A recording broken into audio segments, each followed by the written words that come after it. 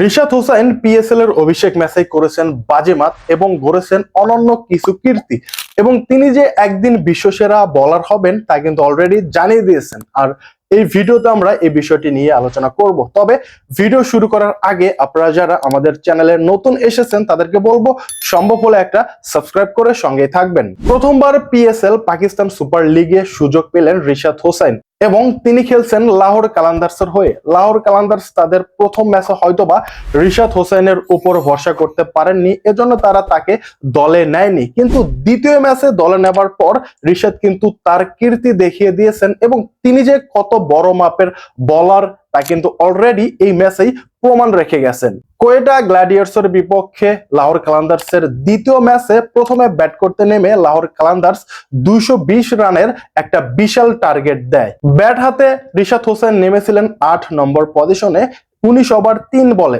এবং মাত্র এক বল কিন্তু তিনি জোরে হাঁকিয়েছিলেন। এক বলে 1 রান নিয়ে তার ইনিংসটা শেষ করেন এবং তিনি কিন্তু নট আউট থেকে যান, তার মানে তিনি একটা বলে খেলার সুযোগ পেয়েছিলেন।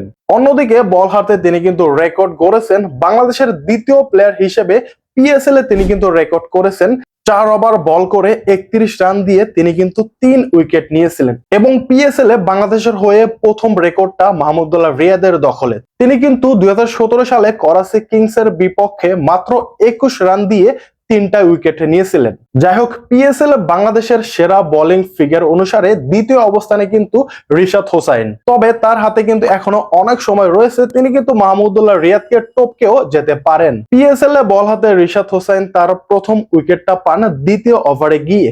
তিনি উইকেটটা নিয়েছিলেন রাইলি রুশোর এবং রাইলি রুশো কিন্তু তখন দুর্দান্ত ফর্মে ছিলেন। 19 বলে 40 রানের একটা বিশাল ইনিংস খেলেছিলেন রাইলি রুশো এবং তিনি যদি ক্রিজে থাকতেন হয়তোবা কোয়েটা গ্ল্যাডিয়েটর্স আরো বেশি রান করতে পারতো। তবে রিশাদের বলে কিন্তু কুপকাত হয়ে যায় রাইলি রুশো আর রিশাদ হোসেন তার দ্বিতীয় উইকেটটা তুলে নেন মোহাম্মদ আমিরের এক বলে, তাকে কিন্তু বোল্ড করে দেয় এবং তৃতীয় উইকেটটা পান আবরারের এবং তিনি কিন্তু ক্যাচ আউট হয়েছিলেন। সো এই 3টা উইকেট পান রিশাদ হোসাইন মাত্র 31 রান দিয়ে। অন্যদিকে পিএসএল অন্যান্য স্পিনারদের স্পিন টার্ন ডিগ্রি ছিল মাত্র 1.5 আর আমাদের রিশাদ হোসাইনের 3.1। বুঝতে পারছেন তার স্পিন কত বেশি। রিশাদ হোসাইন কিন্তু গত টি20 বিশ্বকাপ এবং চ্যাম্পিয়ন্স ট্রফিতেই কিন্তু তার স্পিন কতটা বেশি সেটা দেখিয়ে দিয়েছিলেন এবং তিনি কিন্তু পিএসএল এসে আবারও দেখিয়ে দিলেন।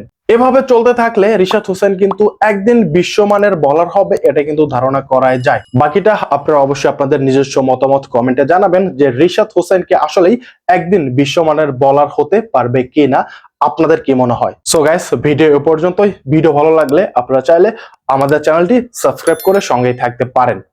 ধন্যবাদ।